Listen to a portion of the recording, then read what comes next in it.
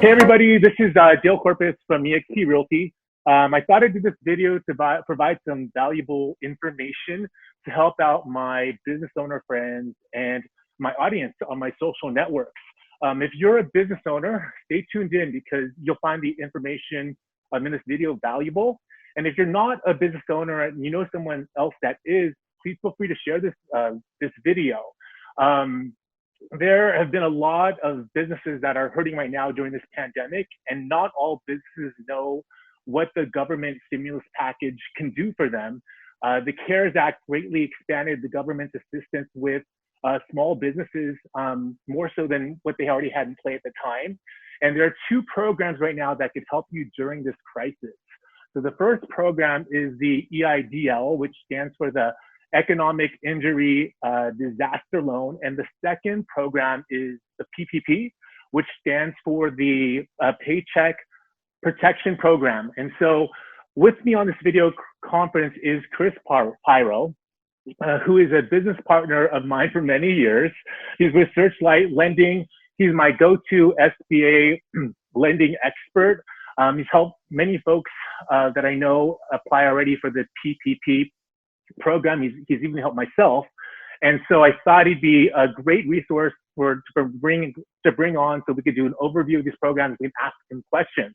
So without further ado, let's just jump into this. So Chris, thanks for jumping onto this video with me. How are you? Excellent. Thanks for having me. How are you? I'm good. I'm excellent. So tell me more. Who are these programs for? So the programs are mainly based for any individual that is either self-employed, has an entity, or even a gig worker. So if you have an EIN, if you're a sole proprietor, if you're a contractor, if you have a business or any kind of payroll. Now, right now, we're kind of talking about both programs. So there is some, I guess, overlap, and there is some that are for one and not the other. So in general, it is for anyone that's been affected by the COVID or coronavirus, and anyone that is not by definition W-2 or for somebody else. So anyone, contractors, business owners, entities. Okay, so some businesses can apply for both and some can't?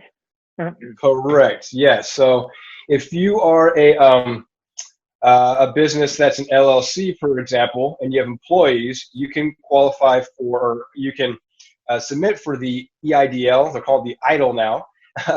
And that one can work for if you lost revenue, and if you need revenue replacement, and if you need something to get back on your feet. If you do have payroll through your entity, then you can also cover your employees through the PPP program. Okay, got it. So how does somebody go about applying for either of these programs? Is it easy, or what does it entail? It's pretty easy. They've made it, it was a little confusing in the beginning, but now the programs are pretty set in place. The EIDL, an individual or person or contractor can apply on their own online. They can just Google SBA EIDL assistance loans and go ahead and find the link. We can also probably share the link with the viewers after this. So you can just Google it, find the link. It takes probably about 10 minutes to apply on your own. If you're having issues with it, if you need assistance, or if you just plumb don't want to do it, you can actually use a broker or licensed agent to help assist procuring your application and applying on your behalf. Okay. Such as ourselves. I wanted to now cover the differences between the two programs. I know you sent me a graphic. I think this is probably the time for me to share it, where you could kind of compare the two and discuss what each is about. Let's just do the screen share. Chris, can you see that?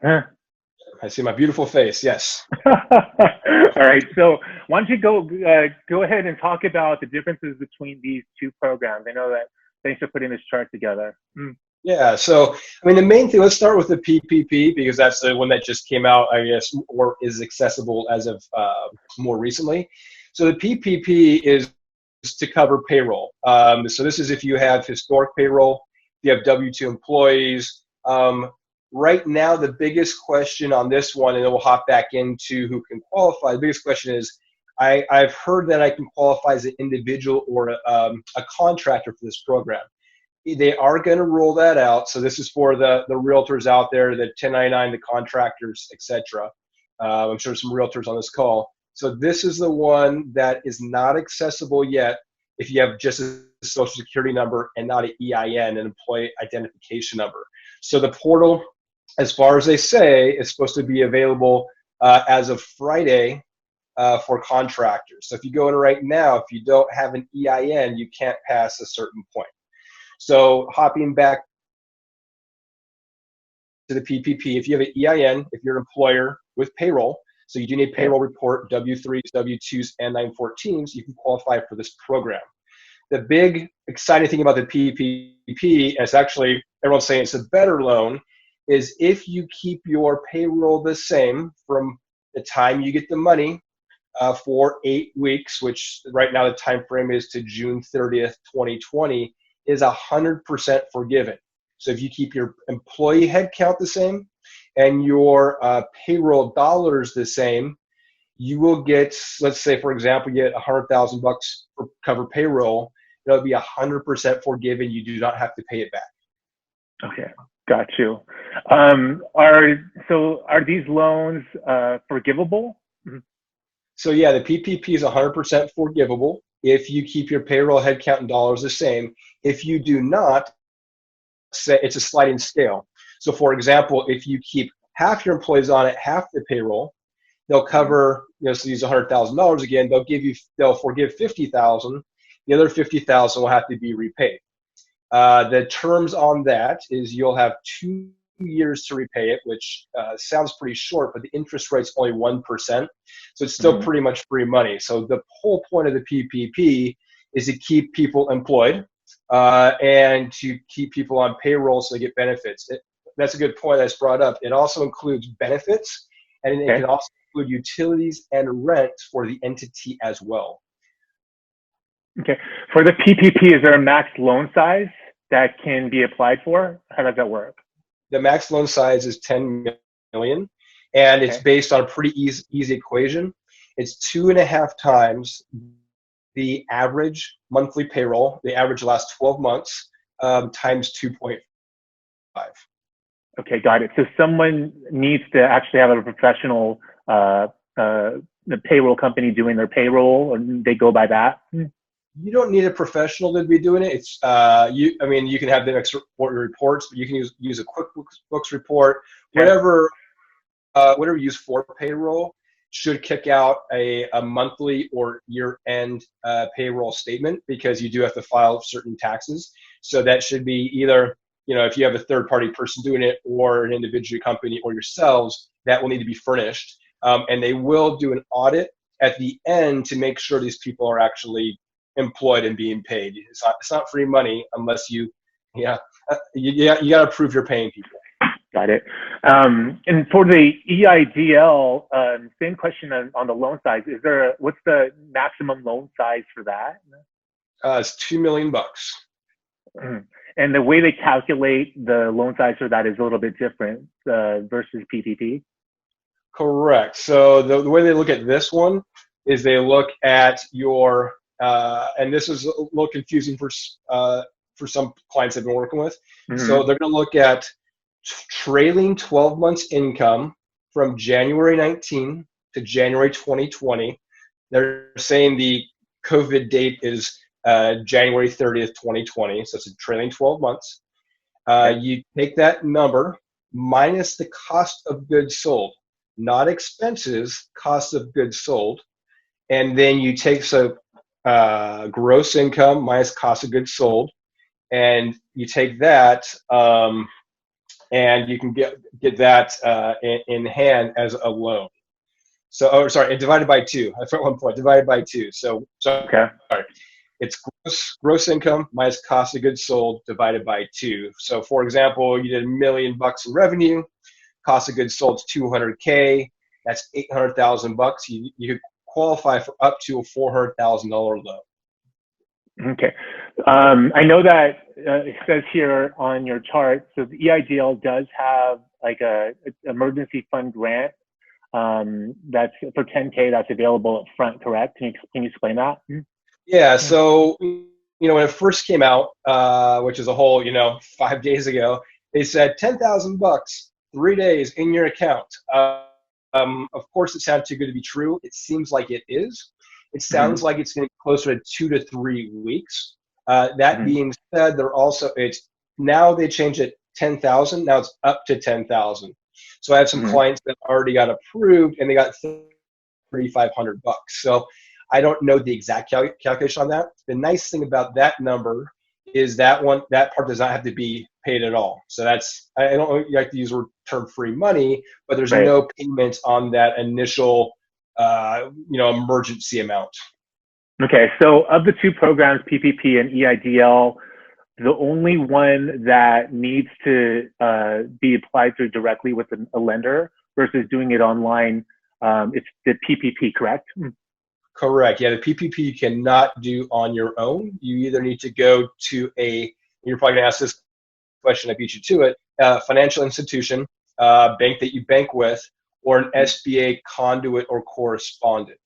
So they need to package the loan on your behalf, and then the SBA will underwrite and get back to you. They're going to be assigned an SBA representative, and it's going to be underwritten and ask for follow documents, etc. Are there any costs at all for applying for any of these programs? The EIDL, if you do it on your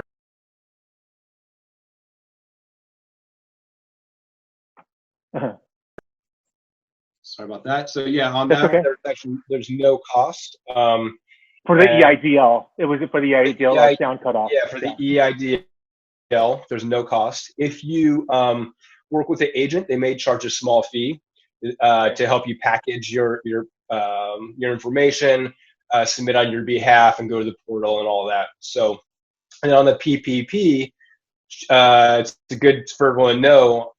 The SBA lenders cannot charge on these in any way. And not only that, if you do go through an agent such as Searchlight or your best broker buddy friend that has an SBA correspondent or conduit relationship, they're not allowed to charge on the front either. It's actually illegal. And if they find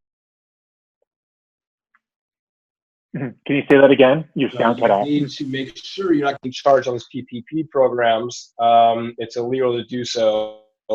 And just be aware of that fact. We get paid a little bit on the back, not much. We're mainly just trying to help clients out at this point, keep our relationship strong, and help out the greater good of the economy right now.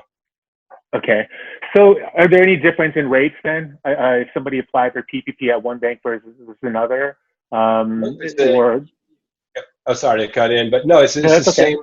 It's the same program no matter where you go. The rates are the same. So PPP, it's the same equation, same rate, same fees, everything, which is 0. The EIDL is exactly the same terms, same everything. The only thing that might be slightly different is if you do use a licensed agent, they can charge a small fee for assistance. But as far as the terms that you get from the SBA, they're exactly the same. Okay. For yourself, since you are helping folks with these programs, are you limited to the areas where you can help people? And I know you're in California, for example. Can you only help folks in California, or how does it work?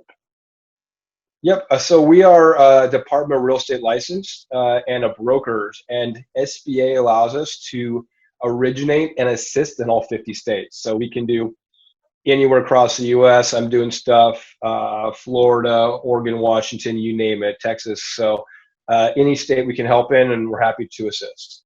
Okay. Well, and how can somebody get a hold of you, or how do they go about applying if they wanted to work with you? Yep. Usually, and I apologize in advance, I love getting on the phone. I'm happy to spend lots of time with people.